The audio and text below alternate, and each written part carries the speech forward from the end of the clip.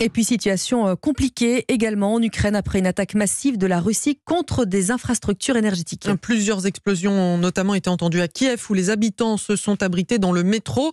Les Ukrainiens qui redoutent une offensive massive de Moscou dans les prochaines semaines. À Irpin, près de la capitale, les habitants ne veulent pas voir revenir les soldats russes. Reportage de l'envoyé spécial d'Europe 1, Nicolas Tonev. Tranquillité, place centrale d'Irpin, la sérénade des pigeons. Quelques retraités prennent le soleil dans la douceur relative d'un -4 au thermomètre. Tout est redevenu ordinaire à Irpin, en apparence seulement pour Valentina. Engoncée dans bonnet et manteau, à 72 ans, son émotion ne la fait plus trembler. Il n'y a rien de normal.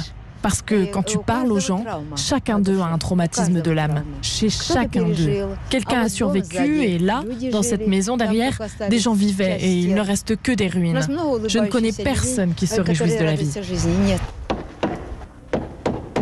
1 kilomètre plus loin, rue Ukrainska, numéro 85. L'ouvrier change des vitres soufflées par les bombes. Olena est revenue en juillet, heureuse de retrouver son immeuble et son travail. Mais l'actualité lui met déjà en tête l'angoisse d'un autre départ précipité. Oui, j'ai peur. S'il y a une autre offensive, on va encore se sauver. C'est très dur. Je ne veux pas imaginer ça. Étrange sensation d'habitants qui luttent pour reprendre pied chez eux en sachant que leur sort se décide loin de là, beaucoup plus à l'est. À Irpin, Nicolas Tonev, Europe 1.